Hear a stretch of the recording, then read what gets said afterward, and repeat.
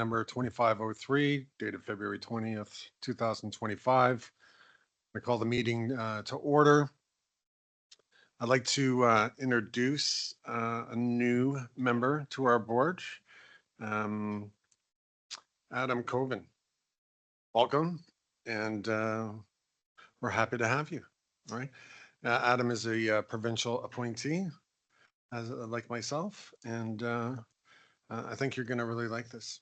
It's I definitely enjoy it, and the other members do too. So, yeah, welcome. Okay, and then we're going to move on to a presentation.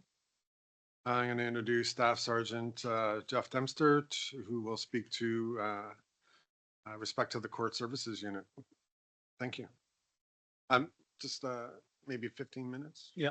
Okay. Thank you. Thanks for having me here today. I just prepared a small slideshow to give an overview of our Court Services Unit and talk a little bit about what we do in the course of our duties. There's a flow chart that just shows the breakdown of the Court Services Unit. So there are 3 full-time supervisors. There's myself. I would be the manager of the unit. I have an administrative sergeant, a logistics sergeant, and then currently right now we have a part-time video disclosure sergeant who's taking care of the digital disclosure of evidence to the Crown's office. We have 3 full-time clerical positions, 1 part-time clerical position, 4 sworn police constables that perform court security. We have 10 full-time special constables and 5 part-time special constables. So there's 26 of us in all at the moment. Just to talk about the administrative side of the court office. So as I mentioned, there's an administrative sergeant, and that's Sergeant John Stanistreet. His role Monday to Friday every morning is as briefs, Provincial Offence Act briefs or criminal code briefs are submitted to the court office. He vets them for quality and accuracy. We have the 2 full-time clerical staff. They're charge processors, and what they'll do is they'll then take the paperwork once it's been approved by the admin sergeant, and they'll take the paperwork, they'll create court informations with it, they'll make requests for warrants, summonses, and then they'll submit those files electronically to a justice of the peace. Once the justice of the peace approves of our paperwork, it gets added to the court docket. We have a document processor as well. That's Sony Verma, and she's responsible for preparing subpoenas at the Crown's request, as well as summonses, making court notifications to our members, and tracking our files through the courts. She also processes our Provincial Offence Act offense notices and keeps track of our executed warrants. So from that flow chart, I showed that we had 2 charge processors, Carolyn Vietch and Kristen Connor. In times past, part of their duties included preparing the disclosure for the Crown Attorney's Office. So they'd process the briefs and then send what they needed to the courts, and then send the Crown the disclosure. Due to increases in workload and changes to legislation like R versus Jordan, the volume of disclosure is so great now that one of them, Carolyn Vietch, she primarily takes care of all the disclosure, while Kristen takes care of all the charge processing.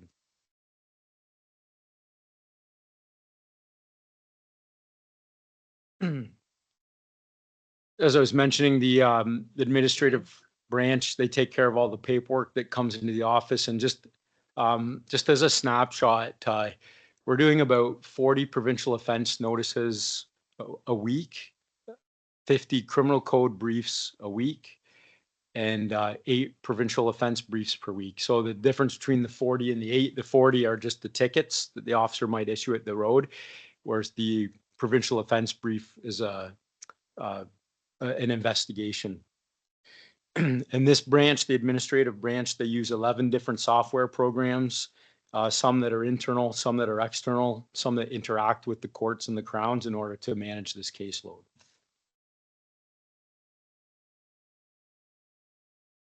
And just keeping in mind some of the rules of disclosure that we have to abide by and follow.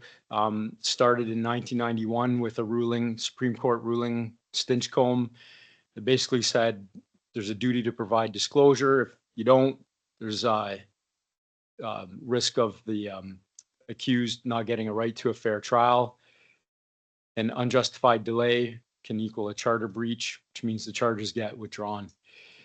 And from 91 to 2016, that's where the two charge processors could manage everything. And then 2016 with another Supreme Court ruling, Jordan, the courts set out timelines that the disclosure that the bar had to pick trial dates for. So if it was a provincial court brief, the defense and crown had to set a trial date within 18 months of the charge being filed. And if it's a superior court brief, they've got 30 months. So in 2016, there was an MOU between Ministry Attorney General, Ontario Association of Chiefs of Police, with who would take care of the disclosure, who was doing what. And again, that flowed along quite well. And then in 2024, the Ministry of Attorney General came out with the protocol for timely disclosure in criminal cases.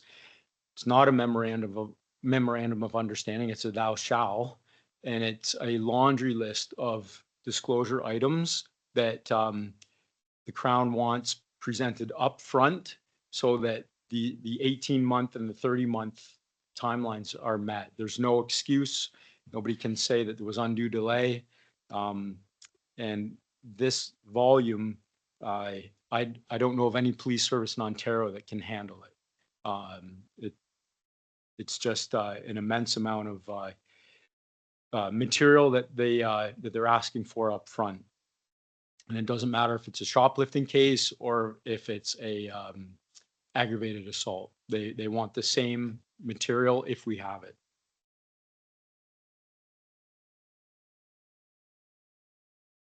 And as I was just saying, it's really not practical. We do the best we can every day to satisfy the crowns and the defense bar with the amount of disclosure that's available to us.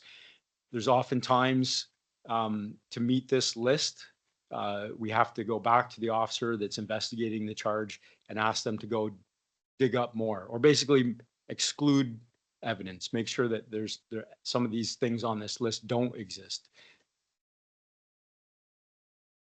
From what I've seen, my own knowledge, I think you'll see that a lot of police services across Ontario are going to shy away from the use of body-worn cameras because of this. You add digital disclosure, it's in this timeline or in this protocol. Axon, the digital disclosure company we use, they recommend one full-time disclosure clerk for every 10 body cameras. I think the OPP is managing that, but I don't know of any other police service in Ontario that's able to keep up with, like I said, the amount of digital disclosure that's going to come out of the body cameras.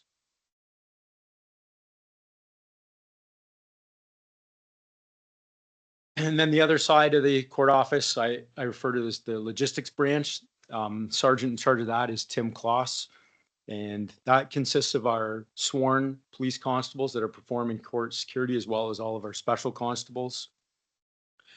That's just that picture there is an example of one of our prisoner vans. We have two large prisoner vans like that, can hold up to 12 prisoners. And then we just recently have added two smaller Sprinter style prisoner vans. So these ones here, the big ones, they go back and forth. We're back and forth to Quinte Detention Center 7 days a week. And the number of prisoners that are being transported back and forth varies. So today, Thursday, there's a court down at 279 Wellington Street that's set for guilty pleas. So that's our heaviest day. Today, we brought 12 prisoners up from Quinte Detention Center. A lot of them will feed into that guilty court. But then there may be other days where we're bringing two. The smaller Sprinter style vans are handy for the in-town transports.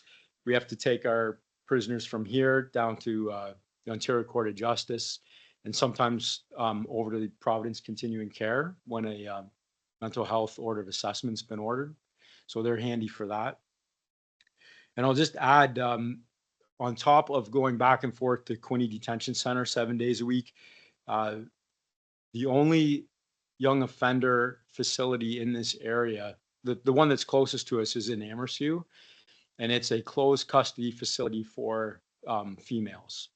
So when we have a male youth remanded to open or close custody, we're going to Trenton, Ajax, Brampton, or Ottawa. And if it's a female remanded to open custody, it's Brampton as well. So, and that could be just one prisoner.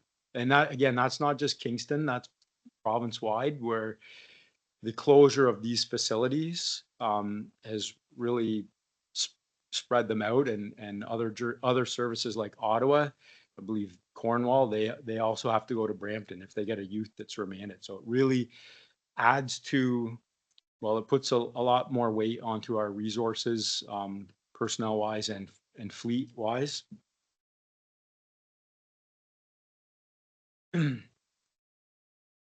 Speak to the courthouse security, I think, as most of you know, we've got 4 court locations that we're responsible to provide court security for. There's the Superior Court of Justice, the Ontario Court of Justice, Family Court, and our Provincial Offences Court. We have 4 sworn police constables in our office that and we use them for the we don't use them for the Provincial Offences Court because it only runs half of a week, not a full week. But that's what their role is for. So the Superior Court at 5 Court Street, I've noticed a noticeable uptick in criminal matters reaching trial like this year. This week, 4 different matters going on over there, and this is a short week because Monday was a holiday. But from Tuesday to Friday, we've got trial matters and prelims going on at Superior Court. When I came into our office a couple of years ago, the court office, like you might go an entire week with nothing but just civil matters, but I'm seeing an increase in criminal matters making their way to the court.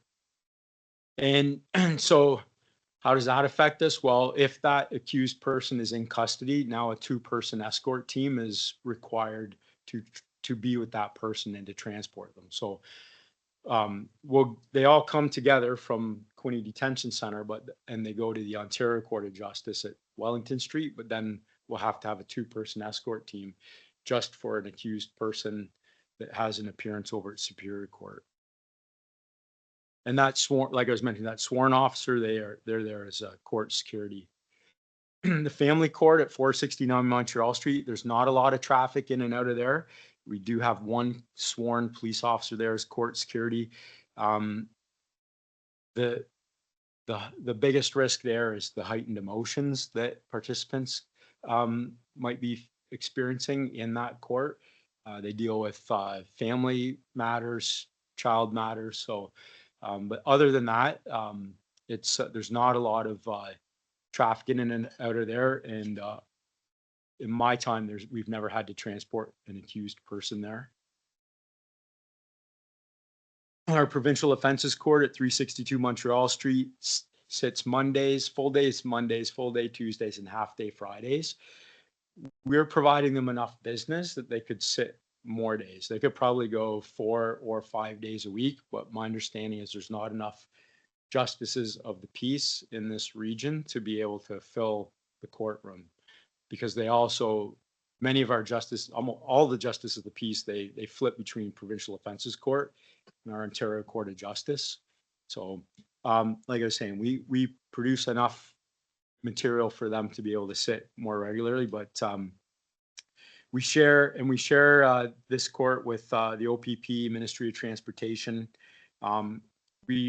This year we were able to, working with the prosecutors over there, we were able to secure 1 day a week just for Kingston Police and OPP matters to try to like get our officers in, get our officers out. And like I was saying, we produce enough material for them to give us our own day. And for the days that court's sitting, like I was saying, we'll send a special constable over there to provide court security. We have one special constable he's our designated Provincial Offense Act uh, officer. He manages all of our provincial offense files for us. Then the flagship, 279 Wellington Street, Ontario Court of Justice, the only place in town where criminals are compelled to gather under one roof. There's 3 courtrooms that are running 5 days a week. I brought this week's schedule just as every day this week. All 3 courtrooms are running. There's a cell block in the bottom of the courthouse there. That's, like I was saying, that's our hub for prisoners that have criminal court matters. So the ones that come up from Quinte Detention Center, they go there. We had 4 from overnight this morning that needed to go downtown for bail hearings this morning. So we're up to 16 down there. And yeah, at the end of the day, we're always returning prisoners back to Quinte. We've had busy guilty plea court where we've had as many as 20 prisoners coming up from Quinte. We have a sworn police constable there, and new to last year, halfway through last year, we got some office space from court services, and we've created an office for our logistics sergeant. So Sergeant Tim Kloss is down there Monday to Friday. If he's not there, I'm there, and that's just to be an overall supervisor to the activities, not just for what's happening in the courtrooms, but for what's happening in the cell blocks as well. Our 6 full-time special constables are down there. They rotate through a schedule. They deal with the prisoner security and the movement. And we have a designated special constable who just deals with the bail hearings. She'll track our bail briefs, assist the bail crowns with doing security checks, and she'll notify victims of releases. And lastly, obviously, our main office is here at headquarters, myself included. And within our office, I've got a couple more special constables, one who specializes in DNA and fingerprints. So when we get DNA orders from the courts, he's the guy that we go to for that. He also is a document server. So when there's not DNA orders or fingerprints to be done, he'll go out on the road and serve subpoenas. And another special constable, he zooms in to the courts, and he basically is eyes and ears for our caseload that's going through the courts. And when there's not court, he'll go on the road and serve summonses. We also have the ability in our cell block to, stems from COVID, to be able to present prisoners virtually to any of the courthouses from here, which is extremely handy and effective when that prisoner is deemed too much of a risk to transport, or if they're unfit or unable to transport. For example, 2799 Wellington Street is not necessarily friendly to persons with handicaps or mobility issues. And we've had a couple times where our facility is much better suited to present them. If, for example, if they're in a wheelchair, it's easier for us to present them from here than it is, and someone who's in custody as well. So, and then the part-time special constables, basically we're using them to backfill any of the part-time or any of the full-time special constables, and that's across the board 7 days a week, because our Ontario Court of Justice is the East Region wash court. So we're responsible for providing the security there. And as well, we're also presenting the highest number of prisoners on the weekends. But you have other jurisdictions like Brockville, Smith Falls, Gananoque, even Cornwall, that will zoom into that courthouse on the weekends. Thank you very much, Jeff. Does anyone on the board have any questions? Go ahead, Gail. Thank you very much. I appreciate all the information. Just for my own edification, I'm not sure why, given the risk the cost, manpower cost, person cost. Um, why electronic methods are not used more regularly or more routinely? Just the amount of time. I know during COVID, or I think during COVID, we did a lot of that very specifically on video. Why the reversion back? Are there legislative or human rights issues around ensuring that people have face-to-face versus virtual court communication? From my own experience being down in the courts, the judiciary prefers in-person appearances, especially when it comes to guilty pleas. They want to make sure the accused person is there and that they fully understand what they're pleading guilty to. And I've been down there and sat in on some of these proceedings. So the efficiency of using the virtual method, it's still used. Another example is we were able to clear up a bench warrant yesterday for a female that's being held up in Thunder Bay Correctional Center right now, but her bench warrant's here. So instead of us sending 2 officers and one of our vehicles up to Thunder Bay to bring her back, we're able to resolve it virtually. Again, I'm not aware of legislation, but from my observations, uh, the defense bar and the judiciary, their preference is to have the accused person in person, and with the virtual as a backup.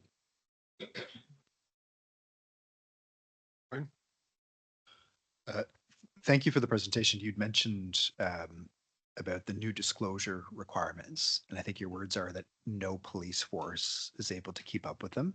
It seems like one of many great examples of the province imposing more regulations and work without the corresponding funding and resources to actually make those requirements.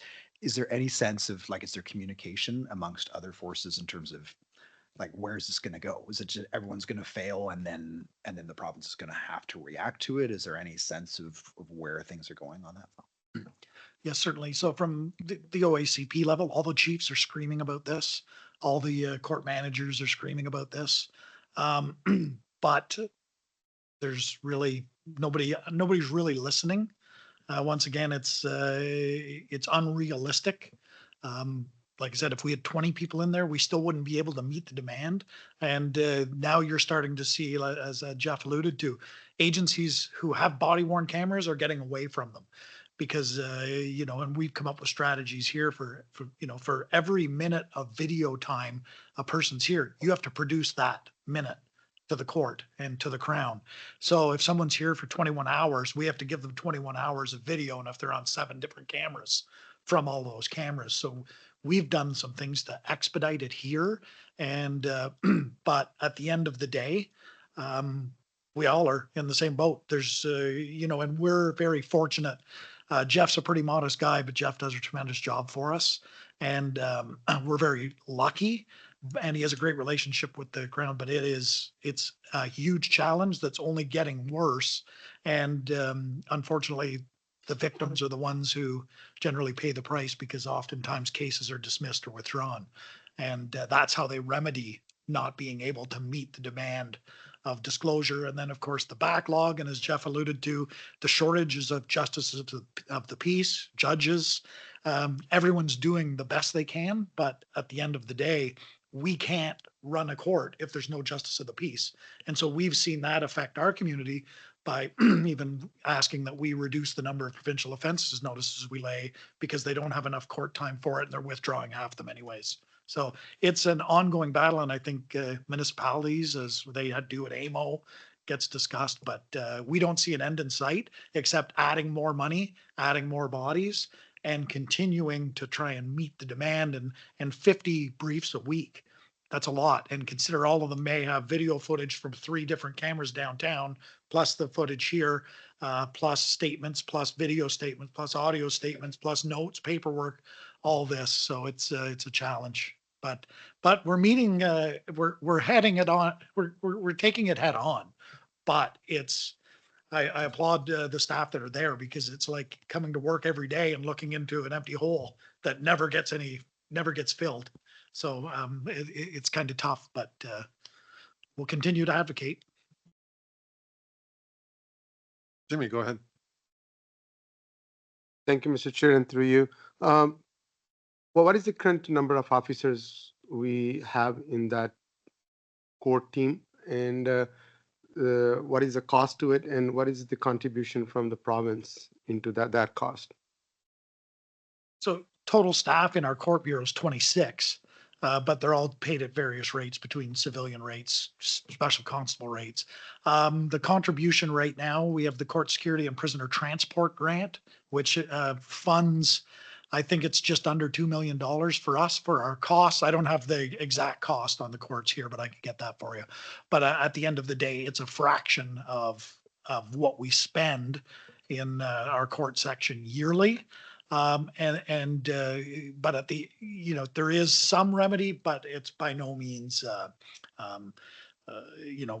dollar for dollar. So there's a formula that they use. It's a 2-year, they look at how much we spent on court security and prisoner transport. So for 25, they'll look at 23, and then they'll decide how much money you get in 25 based on what your numbers were in 2023.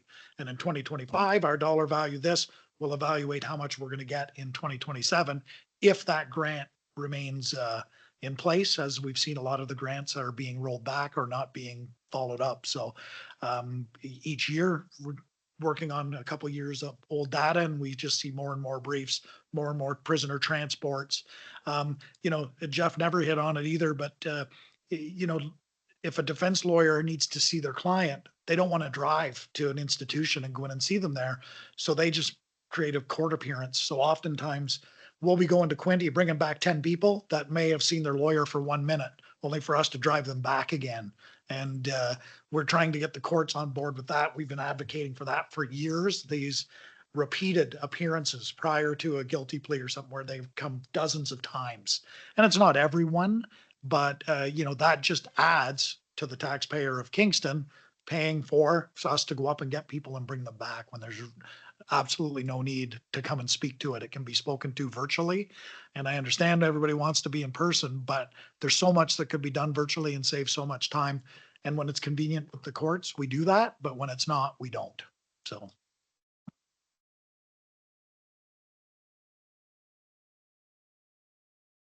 Do we spend the portion of our police budget as well on that sum, or is? Yeah, that essentially there's we have some funding, and the rest is all funded through our operating budget. I think Christian's first. Yep, Christian, go ahead. Thank you, Chair. Just perhaps an encouragement to Chief Fraser, if we can be meticulous at tracking actual cost rather than just the expenditures. And I realize that you're already doing a fantastic job at tracking other expenditures.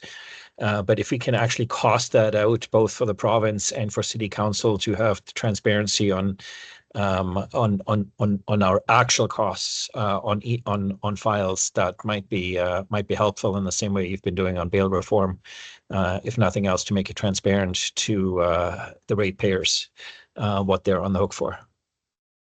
Yep, certainly. And we have that. That's all part and parcel. We have to justify for our court security and prisoner transport grant, literally down to the minute, what duties, because it only covers certain duties. So administrative work at the courthouse would not be covered, but court security at the courthouse would, or monitoring prisoners would. But a special constable swearing to informations would not be covered under the grant. There's certain prisoner transports that are covered. There's certain prisoner transports that are not covered. So we have to keep all the records of all of that. So it's very easy. We've got it in our 2025 budget. We can pull that for you. I just don't have it at my fingertips right here. And I don't think we necessarily need it like for today or for next meeting or so, but when we get into budget season or so that we can be meticulous about breaking it all out. Yeah, we'll put a report to the board just on court costs. So just while it's the iron's hot, we'll work on that for the next board meeting. Thank you. And Adam. I guess I was just surprised to hear that there's a grant application process for expense line items of policing. And so is this commonplace in many of the expense line items? Like, I understand from certain services and recreational and arts grants, but for policing grants, this is a commonplace as a new member. Um, how often are these, like, how many of your line items come down to grants and not just specifically something that you budget? And second, is this a position of, any of these fundraising boards that I've been on have application writers, people that are just specifically designed to understand the language and ability to write these grants can be it's not lucrative when we're talking about policing, when it's imperative for, I guess, delineating our needs versus a budget. Thanks, and through you, the chair. Yeah, the grants are a major funding model of municipal police budgets, and that's the bottom line. I think later on in the agenda, you see that there's about $2 million of grants that were received from this police service this year to support frontline policing, really in one way or another, whether it's our responsibility or maybe our belief is that maybe other people's responsibilities, but it is built into our budget. And the scary piece is when those grants dry up and they become the funding model for that. So for example, the CSP local and provincial, which is two main grant funding models at Kingston Police, one being the MCERT program, the mental health crisis response program, as well as our Intel side of the house, one of our major funding models for one of our Intel pieces here. And those two grants dry up on the last day of March of this year. It was a 3-year grant. The belief is it's been around for over 10 years and hopefully it'll be renewed. The writs dropped. We're in this holding pattern, and now we're wondering if we're going to see CSP local and provincial back again. I think we're going to see in a different format. That's the rumors we're hearing. But yeah, a lot of our grants, whether it's RIDE, CSP local or provincial, NG 911, which was a huge benefit to the city as well as the police service. And then, through our intelligence side, and like the chief mentioned before, court security, prisoner transportation has been coming for over a decade, because Kingston ultimately pays the bills for court security, because we're lucky to have our courts in our jurisdiction where the outside neighbors don't pay that bill but still use it. And as far as grant writers go, it's been a bit of a conversation at the OECP level when we look at size of your service and capacity within your service. And, you look at some of the bigger 12 services and those regional services, they have in-house grant writers or grant writing teams on staff, which we don't have here. It's usually goes to the corner of the desk of somebody to work on those grants and try to have them come up with the ultimate solution. And then you get down to the point where your grant and your funding is only as good as your grant that's written, and it becomes very competitive. And so just in the last couple of months, we've engaged a grant writer that we've worked with previous years. He has over 40 years of grant writing experience with the ministry, and we've kind of rejuvenated that relationship. And to be fair, it's a cost recovery built into the grant. So we've got a great funding model that we're not spending tens of thousands of dollars to write grants that we're not even getting. It's the grants that we'll get will be funded within the reporting within the grant. So that's kind of a bit of a creative new project that we've started, and we've done one grant with them to date in the last 30 days. And also for budgeting, that's what makes it a working document when it comes to our budget, because sometimes those grants are affected. We get less money than what we're hoping to receive, and then you have to find it somewhere. Right? So, all right. Thank you very much, Jeff. We really appreciate that a lot of information, and make us aware on the division you work in. Right on. Thank you.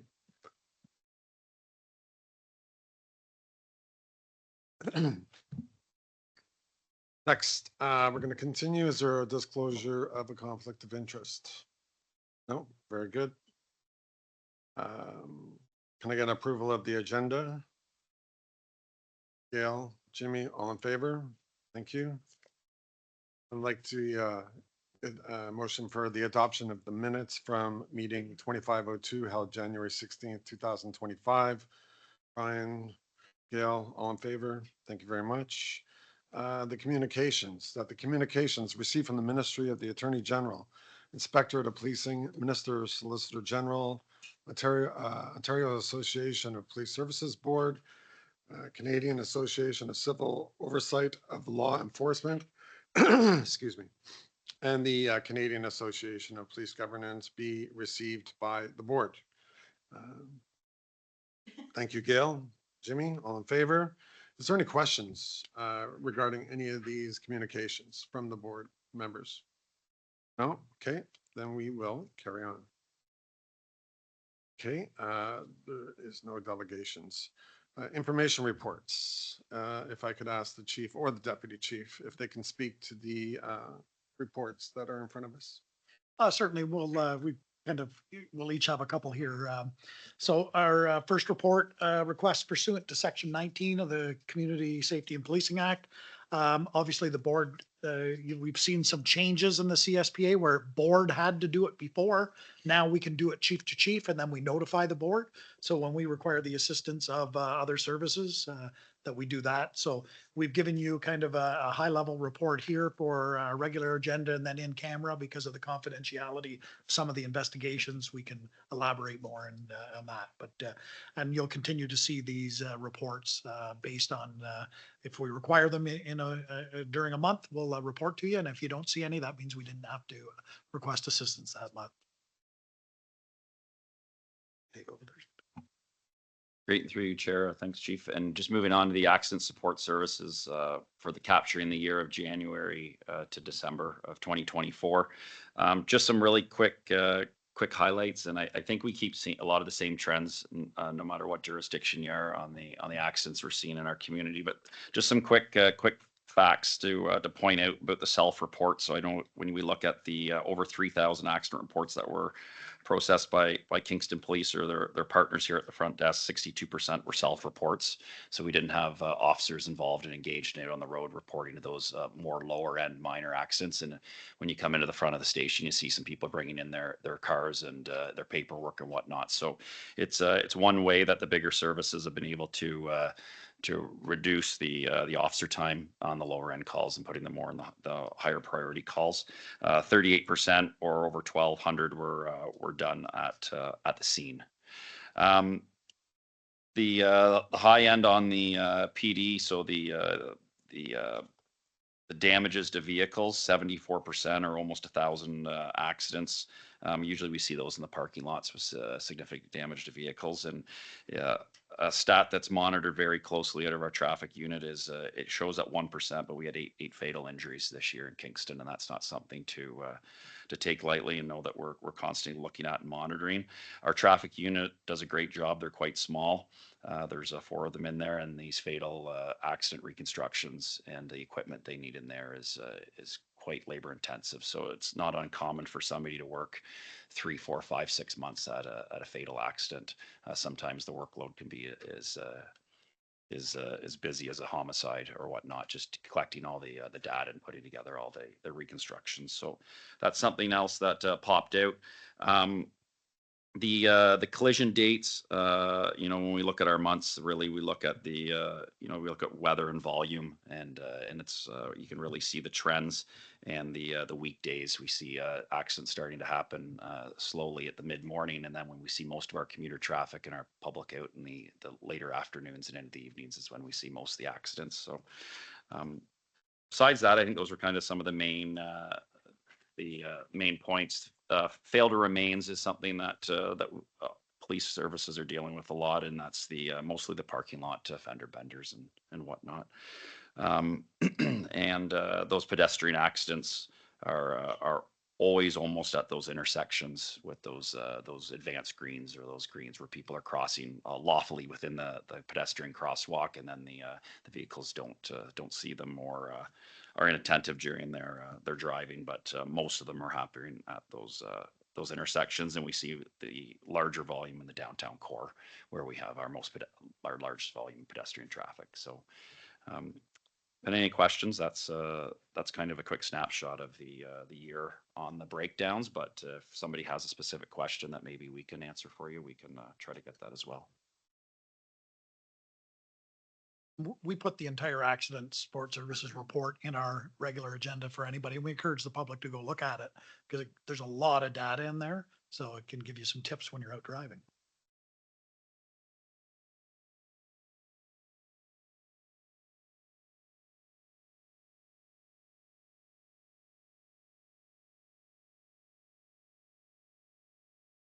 Perfect. So just going over to the Public Sector Salary Disclosure Act and funding requirements, and we briefly chatted about it a minute ago on the grant models, but almost $2 million brought in to support really frontline or technical aspects like Next Generation 911 in 2024.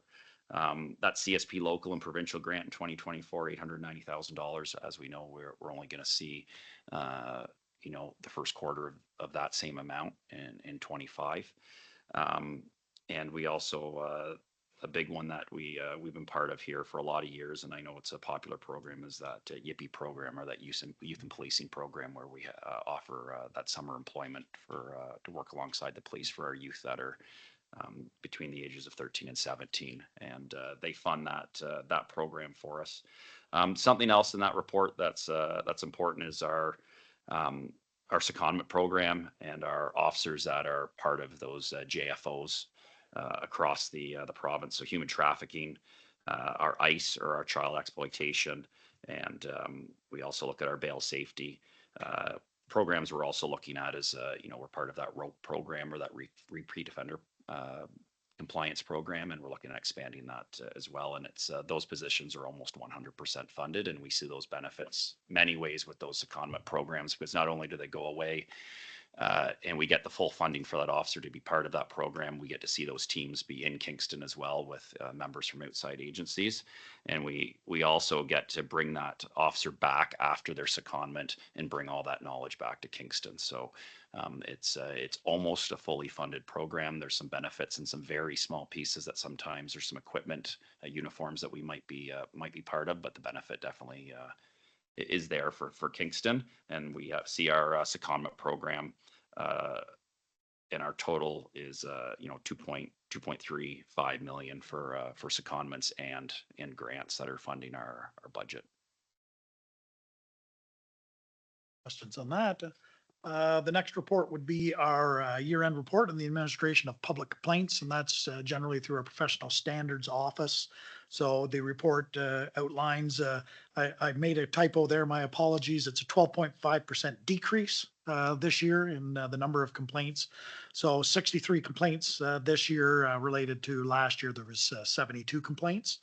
I attribute a lot of that, to what's going on, but also our professional standards bureau is very well-versed in trying to be proactive with our service, identifying trends in the community or other communities, and then trying to get the word out to all of our staff. And certainly education is a big key to preventing a lot of misconduct. But at the end of the day, we break it all down to the number of allegations and the type of allegations.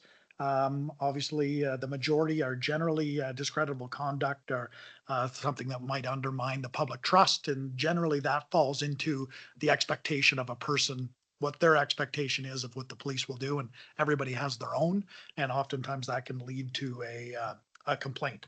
However, we monitor them and then report accordingly to the board. And as I say, at the end of the day, we're down a little bit this year, which is good. And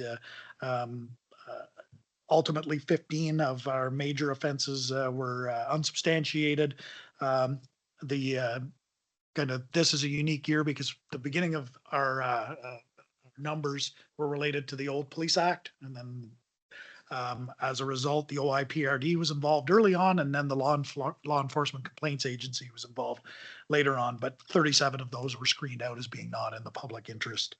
And we had a couple of withdrawn and informal resolution, which is always an opportunity where I think it's important with informal resolution when a complaint comes in. Is there a way we can sit down with the complainant and the officer, or if it's a policy or procedural, that we can sit down with the complainant and resolve it informally without moving any farther? So, without any questions there, we certainly perfect. Jimmy, go ahead.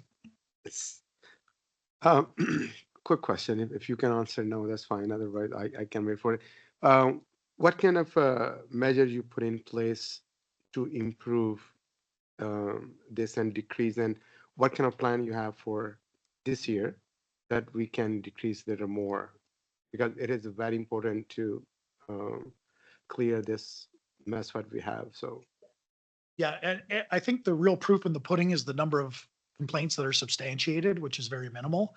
Or even, like I say, informal resolution, which oftentimes informal resolution is advising someone, hey, this is what we did and this is why we did it. They're like, oh, okay, it makes sense. But something we did this year that I'm sure is going to help us for next year is our active bystandership training, where we put all our sworn officers through active bystandership training in law enforcement.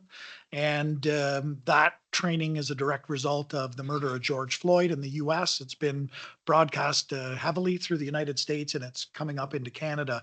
And we were fortunately accepted by Georgetown University to have all of our officers receive the training. I've been teaching it for a number of years, but certainly to have in-house trainers through our training department and seeing all of our staff get it. And it's really the art of intervention. If you see something and or you see something about to happen, that we step in and prevent it from happening. Because as we say, there's a lot of things that are preventable. And when it is preventable, oftentimes it's because no one intervened.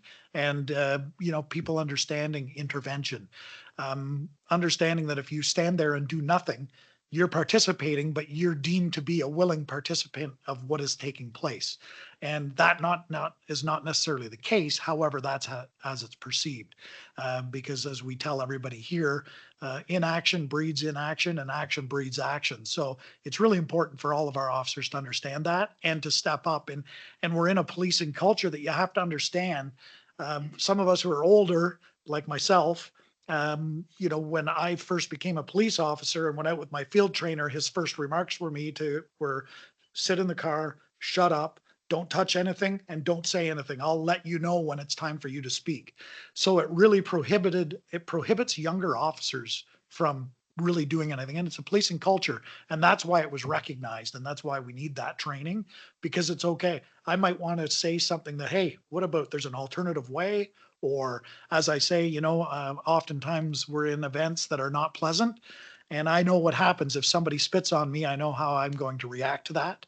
So I know how every other officer is going to react to it. So if you see someone spitting on someone, in particular an officer, if you can get in there before something happens, because it generally sparks a response. And then that's the response that you see on video. You don't see the lead up to it because, of course, that doesn't sell papers and news and things like that. So never do you see the whole story, but preventing it from even happening is key. So that's just one of the things we're doing amongst others with education, accountability. When we understand there's something that may be happening, if we look at police pursuits around the province of Ontario and in Canada, it's not wise to get in a police pursuit. Criminals know that, so they take off.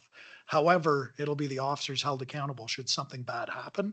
So when we see things in Kingston, we address it right away, and then we'll go out and roll it into yearly training to ensure that everybody knows, or bring the watch commanders in and ensure that everyone in their unit is aware.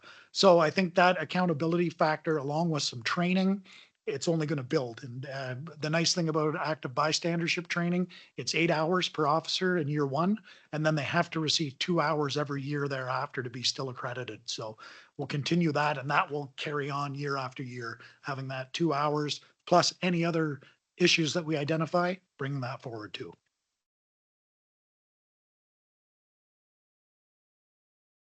Moving on to the snapshot of the use of force reporting, and just so everybody knows, all use of force reports go through the training department supervisor, and the training use of force analyst looks at them to develop trends.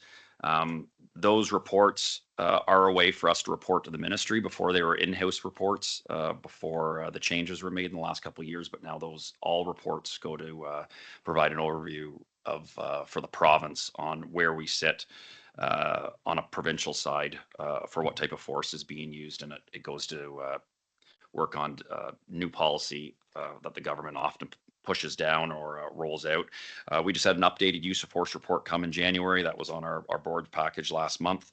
So that new use of force report with some new tweaks has been rolled out to our staff frontline. But I just want to make sure that everybody is aware that all use of force instances are being reviewed by the analyst, and then that also involves a review for what type of training might be needed for each individual instance, as well as what type of effects that might have on our yearly block training or our updated training perspective when it comes to scenario-based training and de-escalation and whatnot.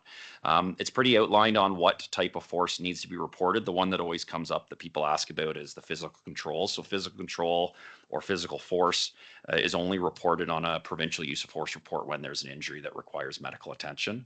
So lots of times if you would see maybe a wrestling match or some sort of arrest that looks like it is a physical confrontation, if no medical attention was obtained, that doesn't capture all of those instances on a police perspective. So there's lots of instances that are out there that are being handled in a physical manner that aren't even captured in use of force reports, just for everybody's awareness.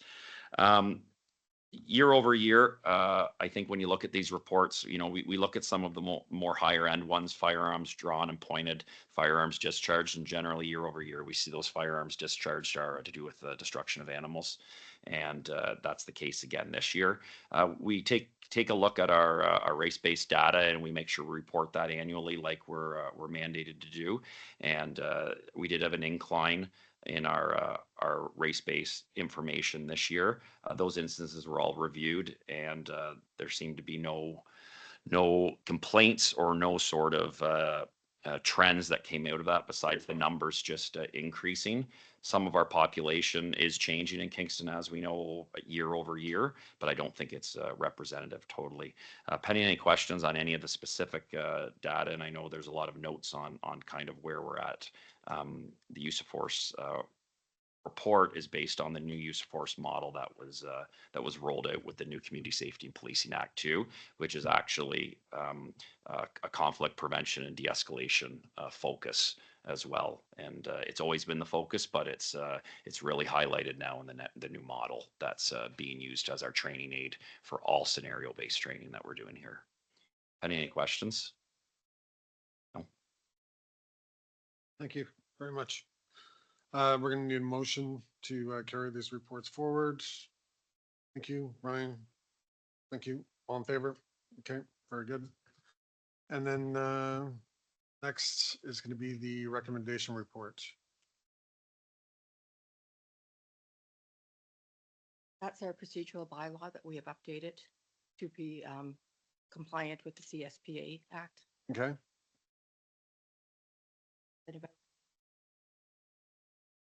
Okay, very good. You don't need a motion for that? Okay. Then ratification of motions. Gotcha. There we go. Mobile Crisis Response Team, MCRT Enhancement Grant 2025, 26, 27.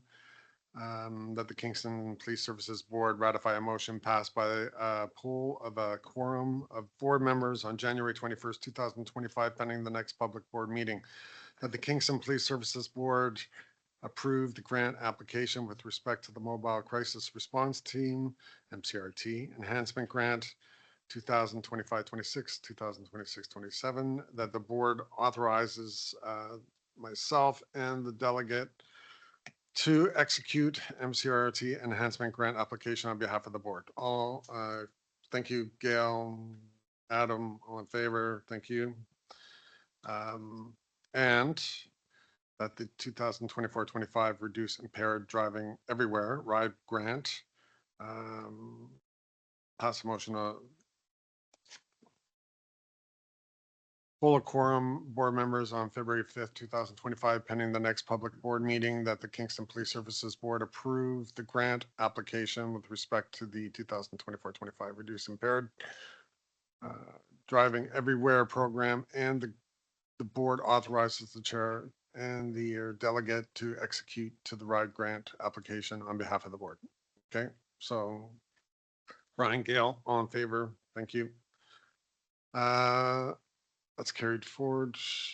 Motions, sponsorship for the OASPB 2025 Spring Conference and AGM. That the Kingston Police Services Board sponsor the OAPSB 2025 Spring Conference and AGM with a contribution of $500. Very good. Adam, Brian, all in favor? Thank you. And the bylaw to regulate the processing of the Kingston Police Services Board.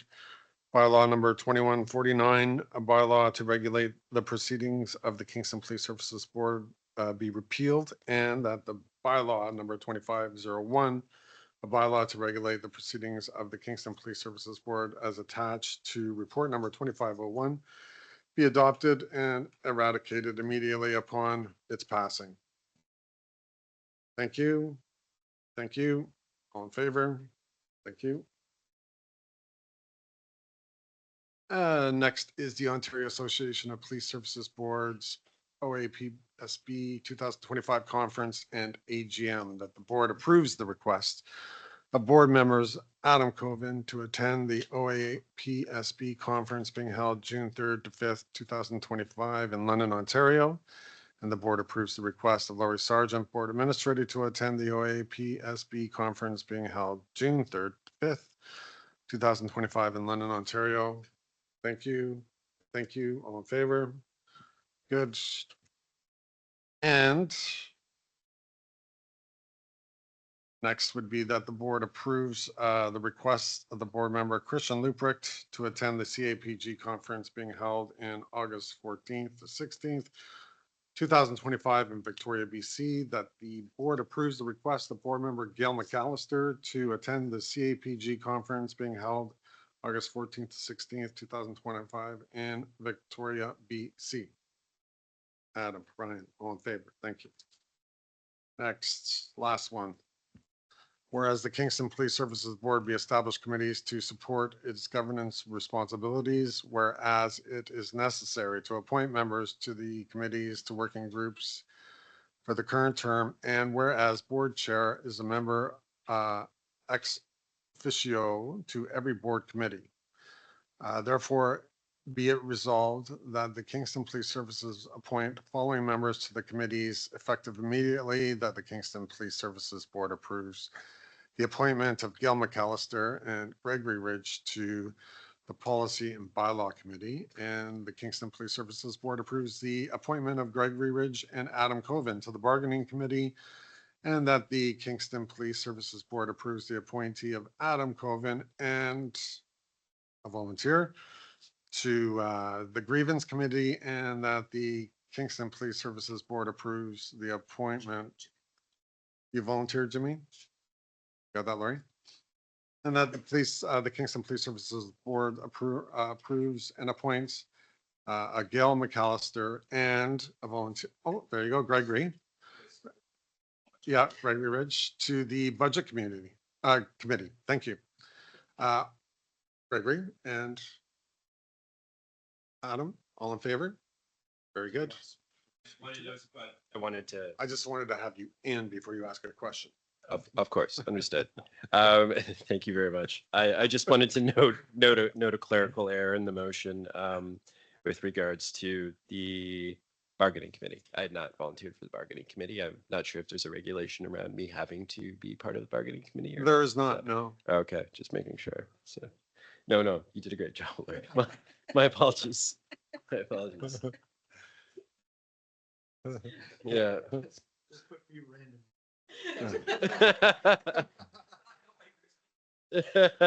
She has a dartboard in her office. So we need a volunteer then for the bargaining committee, another one. Thank you. So,